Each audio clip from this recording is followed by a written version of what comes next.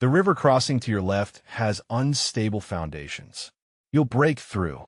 Maintain a speed of no more than 15 kilometers per hour. Copy that, Quartermaster. Lieutenant Torres' voice came back, the panic gone, replaced by a focused obedience that cut through the howling wind.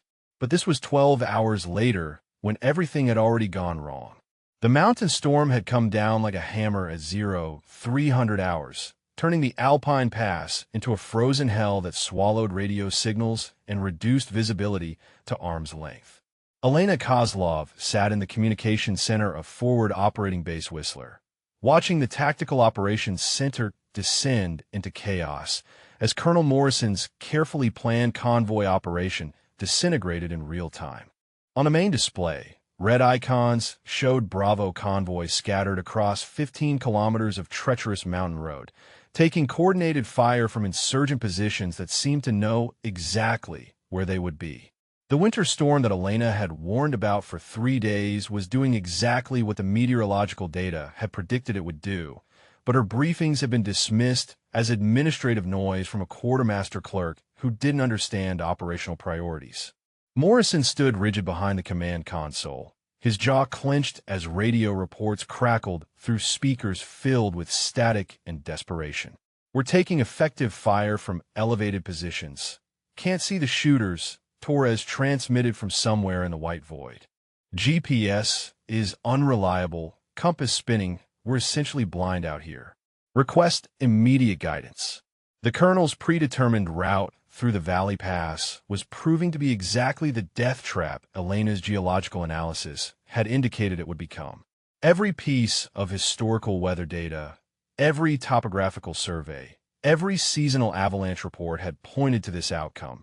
But Morrison had been focused on the tactical elegance of his approach rather than the environmental realities that would determine its success or failure. Elena watched the displays, showing friendly forces taking casualties while Morrison shouted orders that couldn't be executed by men who couldn't see their own hands in front of their faces. The storm was turning his military precision into a liability, and the insurgents who had studied these mountains for generations were exploiting every advantage the weather provided them. In 6 hours, Elena would take control of that radio and guide the convoy to safety using knowledge that existed nowhere in official military databases. But right now, she was just a dismissed quartermaster watching good soldiers die because someone had confused rank with expertise and expertise with insubordination. Morrison's route had looked perfect on the digital map, a clean line through the Kandahar Valley that would minimize exposure time and maximize tactical advantage. But maps drawn in comfortable offices couldn't account for what Elena had tried to explain 3 days ago when she presented her analysis of seasonal weather patterns and geological instability reports dating back to Soviet-era mining operations. The convoy vehicles were sliding on black ice that formed when mountain temperatures dropped below -20 Celsius, exactly as the meteorological data had predicted. Torres' voice crackled through the speakers again, strained with the effort of maintaining control while insurgent fire rained down from positions that commanded the entire valley approach. "Vehicle 2 has taken a hit to the engine block. We're losing power, losing traction on this ice. Enemy fire is coordinated. They knew we'd be here. Multiple casualties. Need immediate extraction options." The desperation in his voice was audible even through the static that filled the communications center. Elena watched Morrison pace behind the tactical display, his face rigid with the kind of controlled fury that came from watching careful plans disintegrate. He had dismissed her warnings about winter conditions as theoretical concerns from someone who had never led men in combat. Her geological surveys and weather analysis had been filed away as administrative data irrelevant to operational planning. But the insurgents had studied these mountains for generations. They knew that winter storms turned the valley into a killing zone where visibility dropped to 0 and vehicle mobility became impossible. They had positioned themselves exactly where Elena's terrain analysis had indicated they would, using environmental advantages that Morrison's tactical training had never taught him to recognize. The Tactical Operations Center buzzed with frantic activity as staff officers tried to coordinate support that couldn't reach the convoy through weather conditions that made helicopter operations suicidal and artillery support impossible to direct accurately. Morrison's technological advantages were useless when the environment reduced his forces to blind targets, moving predictably through terrain that favored defenders. Elena had compiled historical data showing that every military operation attempted in this valley during winter months had failed for identical reasons. Soviet records, British colonial reports, even tribal warfare accounts from the 19th century all documented the same pattern. But her research had been dismissed as academic speculation irrelevant to modern military capabilities. Now she watched Morrison discover that mountains didn't care about modern military capabilities, and that insurgents who lived in those mountains understood their tactical value better than foreign officers who studied them on computer screens. The communications began breaking down at 0430 hours as the storm intensified beyond anything the Meteorological Service had officially predicted, though Elena's analysis of historical weather patterns had indicated this exact scenario. Radio signals fractured into static bursts punctuated by Torres' increasingly desperate transmissions from somewhere in the white void that had swallowed Bravo convoy. Can barely maintain formation, visibility 0, taking sporadic fire from unknown positions. GPS coordinates unreliable in these conditions. Compass readings inconsistent. Request immediate guidance for alternate route options. His voice carried the strain of a professional soldier, discovering that his training had not prepared him for environmental conditions that turned standard procedures into death sentences. Elena rose from her desk in the administrative section, moving toward the abandoned secondary communications station that the technical staff had declared non-essential during the pre-mission briefing. She carried with her a folder containing geological surveys, topographical analyses, and historical weather data that she had compiled during weeks of preparation that Morrison had dismissed as clerical busywork. The folder contained cross-referenced reports from Soviet-era geological expeditions, British colonial survey records, and even ethnographic studies documenting traditional tribal routes through the mountain passes. Elena had integrated this disparate information into a comprehensive understanding of the terrain that existed nowhere in official military databases, but her attempts to brief the operational staff had been curtly dismissed.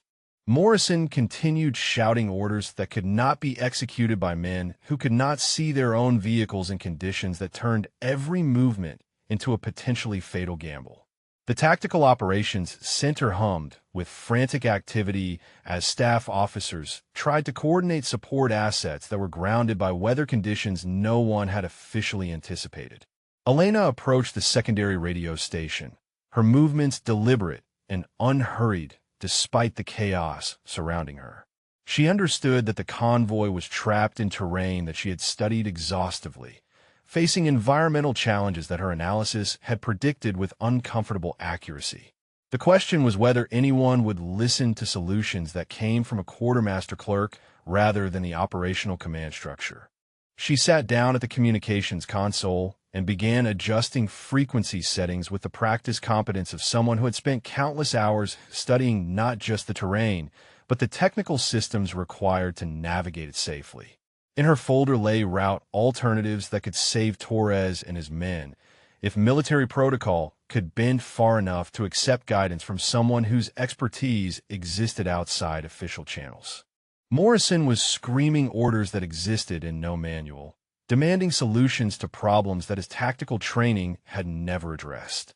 Orient your vehicles northwest toward Grid Charlie 7. He commanded, but Grid Charlie 7 was buried under 3 meters of fresh snow, and the compass readings were unreliable due to magnetic anomalies that Elena's geological surveys had documented in exhaustive detail. Cannot comply, Torres responded, voice tight with controlled desperation. Visibility absolute 0. Cannot determine vehicle orientation, taking effective fire from elevated positions we cannot identify. Request alternate guidance. The transmission dissolved into static as wind speeds exceeded the operational parameters of their communication equipment. Elena pulled on the headset at the secondary station, her fingers moving across the radio controls with fluid precision. She found the convoy frequency buried beneath layers of atmospheric interference, adjusting gain and squelch with techniques that left Corporal Hendricks, the young communications specialist, staring in amazement as she filtered out the storm's electronic noise. Morrison finally noticed her presence. He turned, his face contorted with rage that had been building as his carefully planned operation disintegrated in real time. "What in God's name do you think you're doing?" he demanded. "Get away from that console immediately. That's a secure channel for operational personnel only." Elena ignored him completely. She continued fine-tuning the radio settings, her movements economical and purposeful as Torres' voice became clearer through her expert signal management. The lieutenant's transmission carried the strain of a professional soldier discovering that environmental conditions could render all training irrelevant within minutes. "Taking casualties from sniper fire, cannot maintain current position, need immediate extraction options," Torres reported. "Enemy positions unknown, our location uncertain, standard navigation equipment unreliable in these magnetic field conditions. Ammunition running low, medical supplies insufficient for current casualty count." Elena pressed the transmit button. Her voice was not loud, but it cut through the ambient noise of the Tactical Operations Center and the static on the communication line with crystalline clarity that commanded immediate attention. "Lieutenant Torres, this is Quartermaster. I have a route out. Stop trying to determine your current grid coordinates. You're going to listen to my guidance and acknowledge immediately." The Tactical Operations Center fell silent. Morrison looked as if he had been struck by lightning. On the radio, a confused voice responded after a moment of stunned silence. "Who is this, Quartermaster? Identify your authority for this transmission." "Acknowledge, Lieutenant," Elena repeated, her tone hardening just enough to command obedience without escalating into confrontation. "Acknowledged," Torres stammered, his desperation overriding protocol considerations. Elena's intervention had begun. "Good," Elena said, her voice steady despite the chaos surrounding her. "Now orient your vehicle. Your compass is unreliable due to magnetic field distortions. Use your front right tire as 12 o'clock. You will proceed exactly 90 degrees to your left, maintaining contact with the rock face on your right side. Do not exceed 10 kilometers per hour." "Copy that, Quartermaster," Torres replied, his desperation replaced by focused obedience. Elena's guidance was cutting through the environmental chaos that had rendered standard navigation procedures useless. She was directing him away from Morrison's predetermined route, using terrain knowledge that existed nowhere in official military databases. Elena continued with calm precision. "You will encounter a narrow ledge approximately 200 meters ahead. The path will seem too narrow for your vehicles, but the rock foundation extends 3 meters beyond what appears to be the edge. This route was used by Soviet mining expeditions in the 1970s. Trust the structural integrity." Corporal Hendricks was now actively assisting her, his initial shock replaced by recognition that Elena possessed navigation capabilities that exceeded anything in his technical training. He rerouted auxiliary power to her console, boosting her signal strength while monitoring the complex frequency adjustments she was making to maintain clear communication through the storm.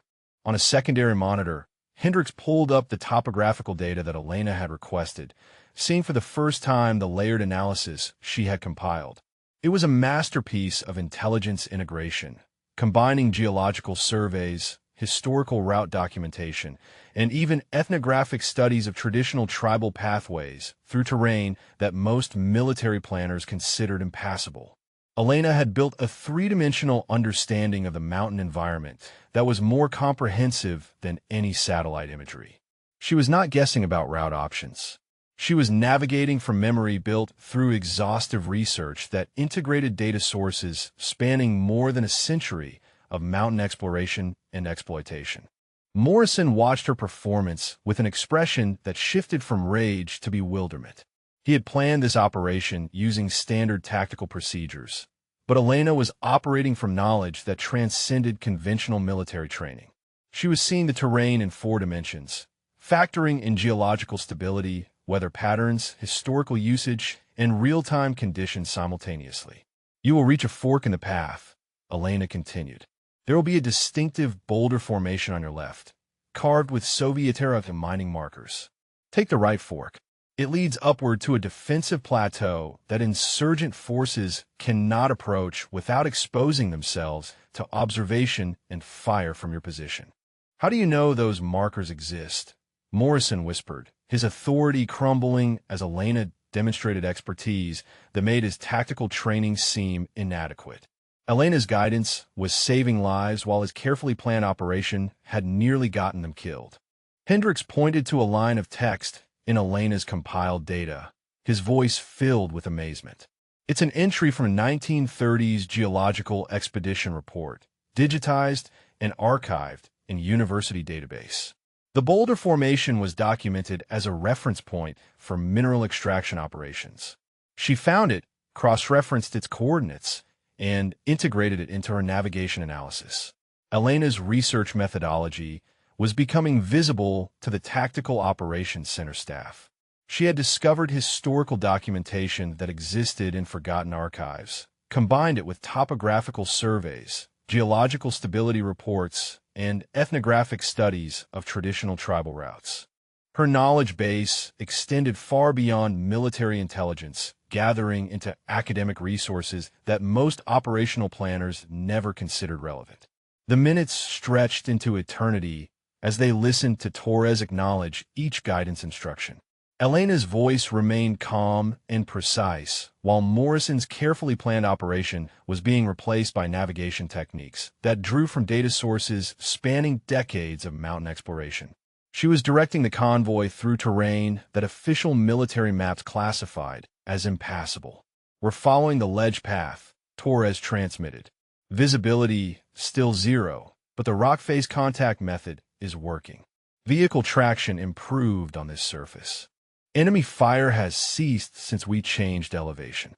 Coordinates still unreliable, but we're maintaining forward progress under quartermaster guidance." Elena continued her detailed instructions, factoring in geological stability data that she had compiled from Soviet-era mining reports. The route she was directing them along had been used for mineral extraction operations when environmental conditions made standard transportation impossible. Her analysis integrated structural engineering assessments with historical weather pattern documentation. Morrison stood frozen, watching his tactical authority dissolve as Elena demonstrated navigation capabilities that exceeded anything in conventional military training. She was not improvising solutions. She was implementing a comprehensive understanding of terrain that had been dismissed as administrative data irrelevant to operational planning. Elena's knowledge integration was systematic and multi-layered. She had cross-referenced geological surveys with historical expedition records, combined them with tribal territorial documentation, and factored in real-time weather analysis to create navigation options that existed nowhere in official databases. Her expertise transcended the boundaries between academic research and practical application. Corporal Hendricks monitored the communication systems while Elena directed convoy movements with precision that made standard GPS navigation seem primitive. She was guiding them through environmental conditions that had rendered technological solutions useless, using human intelligence analysis that incorporated data from sources most military personnel had never accessed.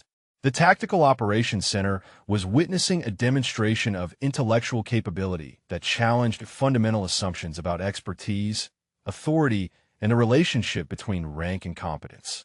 Elena's performance was revealing knowledge integration methods that exceeded conventional military training parameters. "We've reached the boulder formation," Torres transmitted, his voice carrying cautious relief. "Soviet mining markers visible as described. Taking the right fork now. Elevation increasing, traction stable on this surface. Enemy contact has ceased since we gained altitude. Requesting confirmation on defensive plateau coordinates." Elena consulted her analysis, cross-referencing topographical data with historical documentation of mining camp defensive positions. The plateau Torres was approaching had been used as a staging area for Soviet mineral extraction operations, selected specifically because it offered commanding views of approach routes while providing natural protection from adverse weather conditions. Affirmative on plateau position, Elena responded. You will reach defensible ground in approximately 400 meters. The plateau extends roughly 2 kilometers east to west, with natural rock barriers providing protection from wind and observation. Soviet engineers reinforced the northern perimeter with stone barriers that remained structurally sound. Morrison watched his operational authority evaporate as Elena's guidance proved superior to conventional tactical planning. His route selection had been based on standard military doctrine, but Elena was operating from knowledge that integrated historical usage patterns with real-time environmental analysis. She understood the terrain in ways that transcended traditional military intelligence gathering. Hendricks monitored Elena's communication techniques, recognizing that her signal management capabilities exceeded anything in his technical training. She was maintaining clear radio contact through atmospheric conditions that should have made communication impossible, using frequency adjustments and signal processing methods that weren't documented in official procedures. The convoy reached the plateau at 0520 hours, establishing defensive positions that Elena had identified through analysis of Soviet-era engineering reports. Torres confirmed that the position offered tactical advantages that Morrison's original route would never have provided, with clear observation fields and protected withdrawal options if weather conditions improved. Plateau secured, Torres reported. Defensive positions established using existing stone barriers. All personnel accounted for, medical treatment in progress for wounded. Enemy forces cannot approach without crossing open ground under direct observation. Quartermaster guidance has successfully extracted us from the kill zone. Elena's navigation had transformed a tactical disaster into a defensive advantage, using knowledge that existed in academic archives rather than military databases. She had guided them through terrain that official intelligence assessments classified as impassable, demonstrating expertise that challenged fundamental assumptions about the relationship between formal training and practical capability. Morrison remained silent, his face rigid with recognition that his tactical planning had been inferior to analysis conducted by someone he had dismissed as administrative personnel. The balance of authority in the Tactical Operations Center had shifted irrevocably, not through confrontation, but through demonstrated competence that exceeded conventional military expertise. Elena predicted the insurgent repositioning before it became visible to conventional observation methods. Her analysis of weather pattern changes indicated that visibility would improve in the eastern sectors within 40 minutes, forcing hostile forces to relocate to maintain concealment advantages. She had integrated meteorological data with historical conflict documentation showing traditional tribal tactical adaptations to seasonal weather variations. Lieutenant Torres, Elena transmitted, enemy forces will attempt to reposition toward Grid Delta 4 within the next 30 minutes. The weather front is moving eastward, which will compromise their current concealment positions. They will use the traditional approach route documented in British colonial military reports from the 1890s. Torres confirmed Elena's prediction 18 minutes later. Movement detected on eastern approaches, exactly as Quartermaster predicted. Enemy forces attempting to establish new firing positions using terrain features that provide concealment from improved visibility conditions. How did you anticipate their tactical movement patterns? Elena consulted her cross-referenced analysis of tribal territorial behavior and seasonal adaptation strategies. Her research had uncovered ethnographic studies documenting how local insurgent groups modified their tactical approaches based on environmental conditions, using traditional knowledge passed down through generations of mountain warfare experience. The insurgents were following movement patterns that had been documented by British colonial administrators, Soviet military advisors, and academic anthropologists studying tribal conflict resolution mechanisms. Elena had integrated this disparate information into a predictive model that anticipated tactical adaptations based on weather pattern changes and terrain visibility modifications. Morrison watched Elena demonstrate intelligence analysis capabilities that exceeded conventional military training. She was not simply reading terrain features. She was predicting human behavior patterns based on historical documentation and environmental analysis that integrated multiple academic disciplines with real-time tactical assessment. Hendricks continued monitoring Elena's communication management, recognizing that her signal processing techniques were maintaining clear contact through conditions that should have degraded radio effectiveness. Her technical competence complemented her analytical capabilities, creating operational advantages that conventional military procedures could not replicate. Elena directed Torres to anticipate insurgent movement toward alternative concealment positions that she had identified through geological survey analysis. Her guidance accounted for tribal tactical preferences, seasonal weather patterns, and historical conflict documentation that revealed predictable adaptation strategies used by local forces facing environmental challenges. The Tactical Operations Center was witnessing intelligence analysis that transcended traditional military categories. Elena's expertise integrated academic research with practical application, demonstrating knowledge synthesis methods that challenge conventional distinctions between theoretical study and operational capability. Her predictions proved accurate because her analysis was comprehensive rather than improvised. Elena identified the final extraction route through analysis of geological survey data that revealed a hidden mountain pass unknown to conventional military intelligence. The route had been documented in Austrian mining expedition reports from the early 1900s, when European companies had conducted mineral exploration throughout the region before political instability made their operations impossible. Lieutenant Torres, Elena transmitted, "You'll proceed northwest from your current position along a bearing of 290 degrees. There is a concealed pass that begins behind the rock outcropping approximately 600 meters from your location. The approach is not visible from insurgent observation positions." Torres acknowledged Elena's guidance, while Hendricks displayed the historical documentation she had referenced. The Austrian expedition reports described a narrow canyon that provided access to lower elevation routes, while remaining hidden from traditional tribal surveillance positions. Elena had located this information in university archives that contained digitized exploration records. The pass had been used by European mining teams to transport equipment while avoiding detection by local tribal forces who controlled the main valley approaches. Elena's analysis indicated that insurgent groups remained unaware of this historical route because it had been abandoned when mining operations ceased and was not documented in modern topographical surveys. Morrison observed Elena's navigation guidance with growing recognition that her expertise transcended conventional military intelligence capabilities. She was accessing historical knowledge that existed outside official databases, demonstrating research methodology that integrated academic sources with practical tactical application.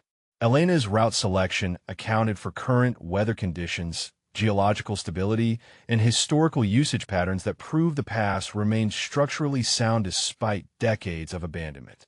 Her analysis integrated engineering assessments from Austrian mining reports with recent seismic activity data to confirm that the route could support military vehicle traffic. The extraction path Elena directed them along had been engineered to specific standards by mining companies who required reliable transportation under adverse weather conditions. Her guidance was based on technical specifications rather than improvisation, drawing from documentation that proved the route's capability to handle loads and environmental stresses similar to current operational requirements. Torres confirmed successful navigation through the concealed pass 28 minutes later. Route secure, no enemy contact, vehicles maintaining stable progress on engineered roadway surface. Quartermaster analysis proved accurate regarding structural integrity and concealment advantages. How did you locate documentation for this route? Elena's research methodology was becoming clear to the Tactical Operations Center staff. She had discovered historical sources that conventional military intelligence gathering overlooked, integrating academic archives with operational planning in ways that created tactical advantages unavailable through standard procedures. Her expertise revealed knowledge resources that exceeded military database limitations. Morrison approached Elena's position at the secondary communications station, his movement deliberate and uncertain. The rigid confidence that had characterized his command presence throughout the pre-mission briefings had been systematically dismantled by her demonstration of analytical capabilities that exceeded his tactical training. He no longer looked at her as administrative personnel who had overstepped boundaries. "Elena," he said, his voice carrying none of the authority that had dominated the tactical operations center hours earlier. "Your analysis saved those men. I need to understand how you developed intelligence that our operational planning missed completely." The admission represented a fundamental acknowledgement that formal military training had proven insufficient for environmental challenges that her research had anticipated. Elena continued monitoring the convoy extraction while responding to Morrison's question. The information existed in academic archives that military intelligence databases don't typically access. Austrian mining expedition reports, Soviet geological surveys, British colonial administration records, ethnographic studies of tribal territorial patterns. I integrated historical documentation with current environmental analysis. Morrison realized that his assumptions about expertise boundaries had created operational blindness that nearly resulted in catastrophic loss of life. Elena's research methodology transcended traditional military intelligence categories, accessing knowledge resources that conventional planning procedures overlooked. Her capabilities represented analytical approaches that his training had never addressed. Hendricks observed the interaction between Morrison and Elena, recognizing that command-authority relationships were being redefined through demonstrated competence rather than formal hierarchy. Elena's performance had established her credibility through results that could not be dismissed or explained away through conventional military advancement protocols.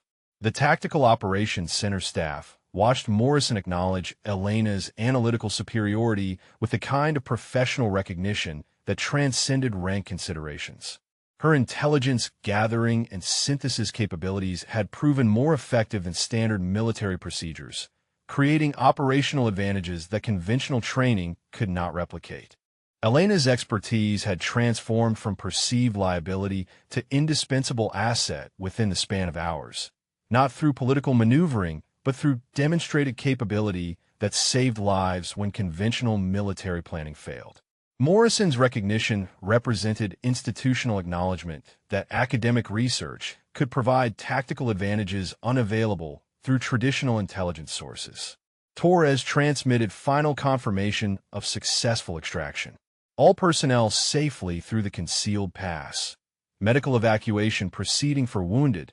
Convoy establishing secure positions at Extraction Point Alpha. Enemy contact eliminated through route selection that avoided all insurgent observation and interdiction capabilities. Morrison understood that Elena's analytical methods had achieved tactical objectives that his operational planning could not accomplish.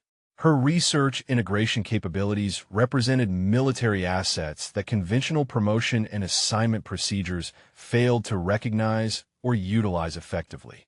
The authority structure had been permanently altered through demonstrated professional competence. Elena continued directing tactical movements from the secondary communication station, but the dynamic had fundamentally changed. Morrison was now actively requesting her analysis rather than dismissing her input as administrative interference. The Tactical Operations Center staff monitored her guidance with recognition that her expertise provided operational advantages that conventional military intelligence could not replicate. "Elena," Morrison asked, his tone reflecting professional respect that had replaced earlier dismissal, "what are your recommendations for secondary extraction routes if weather conditions deteriorate further? We need contingency planning that accounts for environmental factors our standard procedures don't address adequately." Elena consulted her compiled research, cross-referencing historical weather pattern documentation with geological stability reports that covered multiple seasonal variations.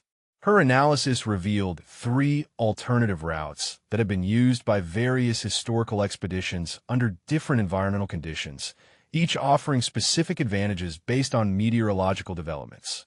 Alternative routes include the Northern Canyon approach documented in Czech geological surveys from 1928, the Southern Ridge Path used by Soviet mining operations during winter emergencies, and the Eastern Valley route that British colonial administrators used for seasonal supply transportation. Each option requires different vehicle modifications and timing considerations. Hendricks observed Elena's transition from marginalized personnel to essential operational asset, recognizing that her analytical capabilities were being integrated into command decision-making processes. Morrison's request for her guidance represented institutional acknowledgement that academic research methodology could provide military advantages unavailable through conventional training. The Tactical Operations Center staff began treating Elena's analysis as authoritative rather than supplemental, understanding that her research integration capabilities exceeded standard military intelligence gathering. Her expertise was no longer viewed as clerical work that interfered with operational planning, but as essential knowledge that enhanced tactical effectiveness. Elena's recommendations were being implemented not because of rank or position, but because her analytical methods consistently produced superior results. Morrison's recognition of her capabilities represented a fundamental shift in authority relationships based on demonstrated competence rather than formal hierarchy structures.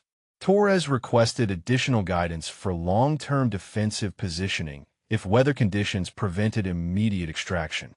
Elena provided detailed analysis of historical defensive strategies used by various forces in similar terrain, drawing from military records, tribal warfare documentation, and engineering assessments of natural fortification advantages. Morrison realized that Elena's expertise represented capabilities that conventional military promotion systems failed to identify or utilize effectively. Her analytical integration of diverse knowledge sources created tactical advantages that formal training procedures could not replicate, challenging institutional assumptions about expertise boundaries and professional competence recognition. Convoy Bravo was successfully extracted through Elena's route guidance at 0847 hours, with all personnel accounted for and medical evacuation proceeding for wounded soldiers whose injuries would have been fatal if they had remained trapped in Morrison's original kill zone. The storm was beginning to clear, revealing terrain that confirmed the accuracy of Elena's geological and topographical analysis. Torres transmitted final operational status from the secure extraction point. All personnel safely evacuated from hostile territory. Enemy contact eliminated through route selection that avoided insurgent interdiction capabilities. Quartermaster guidance provided tactical advantages that conventional planning procedures could not achieve. Request commendation consideration for analytical support that saved multiple lives. Morrison approached Elena at the communication station, where she continued monitoring frequency channels for any additional convoy traffic that might require guidance. His expression reflected professional recognition that transcended rank considerations, acknowledging expertise that had proven superior to his tactical training and operational planning methodology.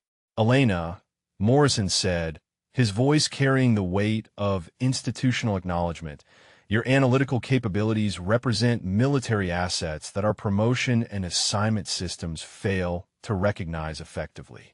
I was wrong to dismiss your briefings as administrative interference. Your research methodology provides operational advantages that formal military training cannot replicate. Elena looked up from the radio console, her expression unchanged by Morrison's recognition. The information was available to anyone willing to research beyond conventional military databases.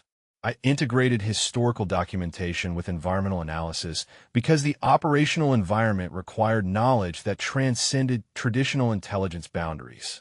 Morrison understood that Elena's expertise challenged fundamental assumptions about the relationship between formal authority and practical competence. Her analytical integration of academic sources with tactical application had achieved results that conventional military procedures could not accomplish, revealing institutional blindness to knowledge resources that existed outside official channels. Hendricks observed the completed transformation of Elena's status from dismissed clerk to indispensable analytical asset, recognizing that her research capabilities would be essential for future operations in similar environmental conditions. Her expertise represented intellectual resources that conventional military training failed to develop or recognize. The Tactical Operations Center had witnessed a demonstration of analytical capability that redefined relationships between academic research and military application. Elena's performance proved that expertise boundaries were often artificial constructs that prevented effective utilization of available knowledge resources. Morrison realized that Elena's analytical methods should be integrated into standard operational planning procedures, not dismissed as administrative busywork. Her research integration capabilities represented military advantages that institutional promotion systems had failed to identify, creating tactical blindness that nearly resulted in catastrophic operational failure through environmental conditions that her analysis had predicted with uncomfortable accuracy.